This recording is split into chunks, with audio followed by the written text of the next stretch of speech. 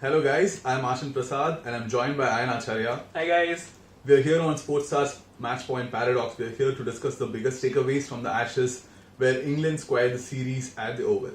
I saw what you did there.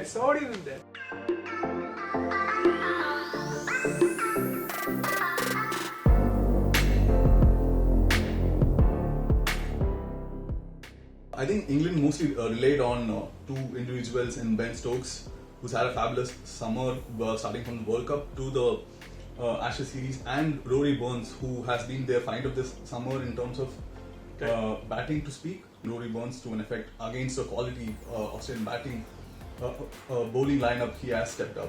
Yeah, absolutely. I think Rory Burns is a great addition to the team, and you made a very good point about this being a battle between two extremely brittle batting sides. Australia, at least England had two players to rely on. Australia technically had just one man, battling it out throughout the 5 Test matches, and that's Stephen Smith. He was just brilliant, wasn't he? You could say I'm smitten by him. He was that good. You can't not. Yeah. You should check out his Twitter accounts. Yeah. And his you can't wallpapers. not be impressed by what he did. But incredibly, all things said and done, Australia needs to set its batting straight. You have Captain Tim Paine, who didn't quite deliver with the bat. The openers were in complete shambles. David Warner became Stuart Broad's bunny over the course of the series. Incredible, right? Stats says that he has a lesser average than Jack Leach. Yeah. And Jack Leach, I think, that was one guy who really came through for England every time he was asked to go out there and hold fort. Yeah. And hold fort he did at Headingley and again in ensuing Test matches. Yeah. Yes, is the call. They'll sneak on. Scores are level.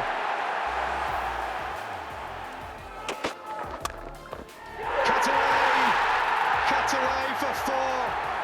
What an innings, what a player. That probably was the one most significant single he will take in many years to come. Significant single in history of Test cricket, probably. Exactly.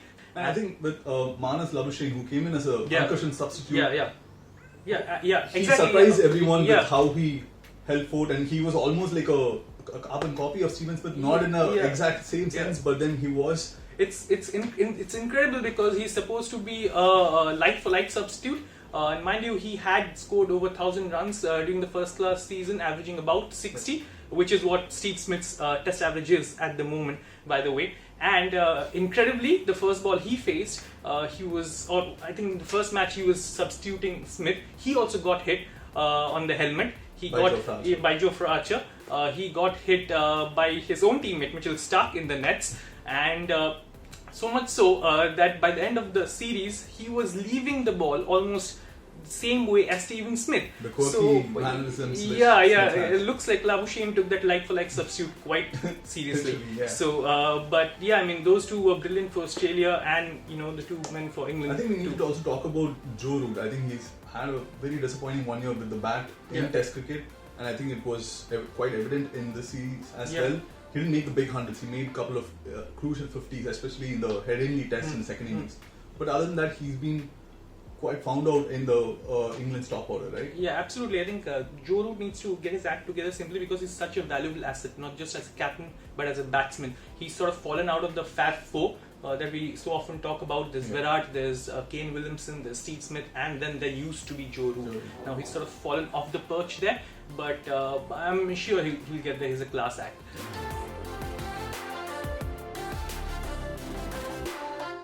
Now for Australia, you had Mitchell Starc sitting out almost a good length of the entire series in 4 Test matches, exactly, which I'm pretty sure even Starc didn't envision when he was going to England.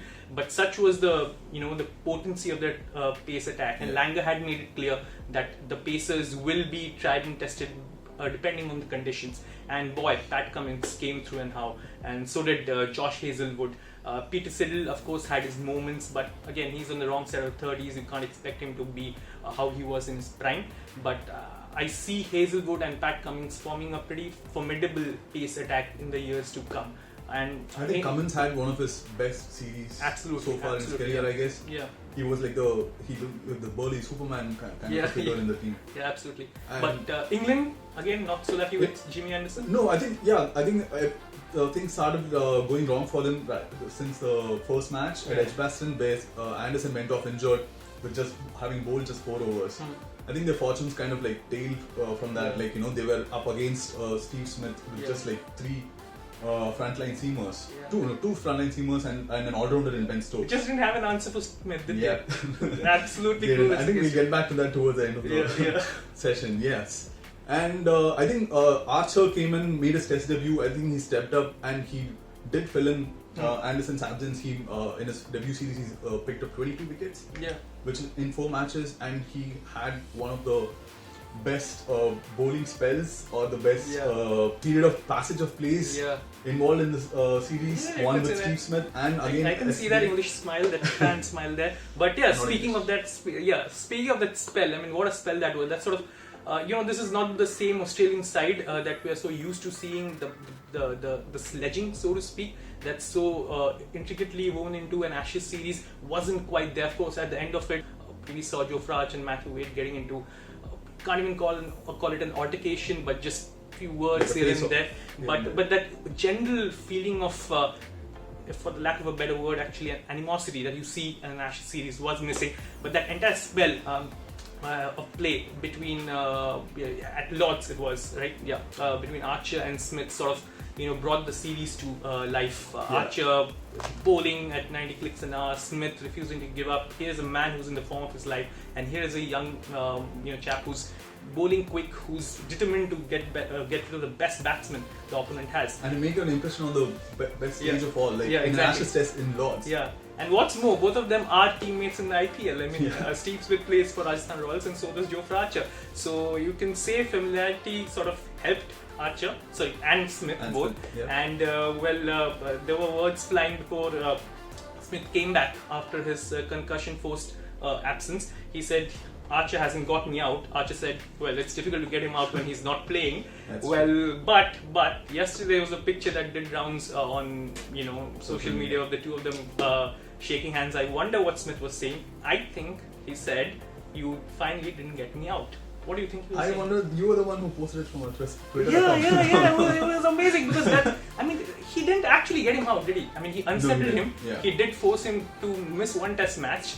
Imagine the number of runs he would have scored if he had played in the Headingley test. So speaking of that, him knocking out Steve Smith, which was unfortunate in a way, opened the doors for one of the most incredible test match of the summer. Agreed? The Headingley test between where it was literally Australia versus Ben Stokes, right? And England were shot out for 67, and former players were calling it an embarrassment. And then to turn it around in a couple of days, to pull off a incredible chase with Ben Stokes shining through was one of the spectacles of the summer. Yeah, Superman Stokes.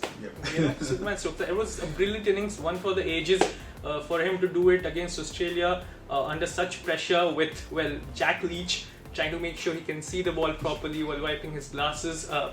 Was an incredible innings, one that will go down in the history as one of the best test knocks. That he did in the absence of Steve Smith is a topic for debate. For another day. Go on Smith versus but Stokes. It was. I'm he's smitten by Smith, I'm smitten by Ben Stokes.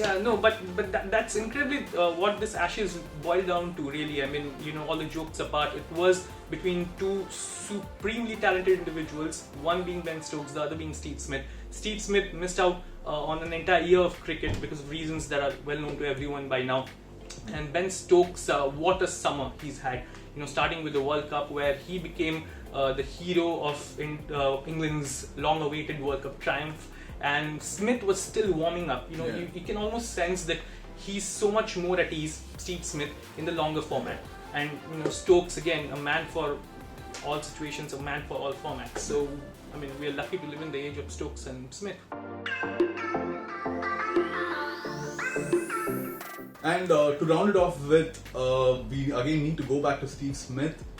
Like Ayan said, he's come back from a year-long absence and to be thrust into hostile situations with the World Cup and the Ashes, and in England where the crowd is booing you literally for everything you do, and to come out with 794 runs with an average of 110 or so, and then to be compared to Don Bradman, it couldn't get any better than that, right? In terms of like making a return, you can't like write a better. It couldn't get any better than that for us. But here is a man who at the press conference yesterday said, "I'm going to keep trying, to get better and better as long as I play." Now, I'm just wondering how much better can you get, because what we saw was incredible. As you said, he missed out on one test. The numbers could have been way more than what they end up being. But to England's credit, they did get him out at leg slip. I don't think even Smith was sort of expecting to fall for that ploy. But that's the most used ploy against someone who sort of shuffles so much outside the off stump that he almost tends to play the ball in that direction. But again, he did say that only means that they will keep bowling to my hips, which is again bowling to my strengths. Maybe England or the other teams can put 2 or 3 leg slips now. For all you know, that's what it will come to. But it was an incredibly well fought Ashes series that I would say ended, and rightfully so, with 2-2, because none, neither both teams were had their weaknesses. Had their weaknesses. They played the small moments really well. England played them really well, and Australia again just. I think the bowling attack was what pulled them through, and the brilliance of Steve Smith. Steve Smith. I mean, maybe with some more support from the other batsmen, this could have ended with a 3-0, maybe even 4-0. Who knows? But between a 4-0 and a 2-2 stood Ben Stokes, and that's all England needed in the end. Magnificent game of cricket here at Old Trafford. Marvellous scenes. Australia retain the Ashes. So all things said and done, it was an incredible summer of cricket in England. First the World Cup, then the Ashes. For the sheer tenacity Australia showed, by a legend slide with them. I wish they had won the Ashes, but it's 2-2. They didn't win the Ashes. Huh? They didn't win the Ashes. They didn't win the Ashes. They retained the urn. That is literally like you winning. Come on. They didn't win the series. I wish they had won the series, but they didn't. But it was incredible. World Cup? Oh, come on now, this is too much. Wait, but as I said, it was incredibly well fought series which deserved a 2-2 result. So I just no want criticism. before we sign up, I just want to say that while England on their journey to the World Cup, they did beat Australia pretty handsomely. So let's just put it out there and just sign off with a happy note. Yeah. That's it from us, guys. Bye.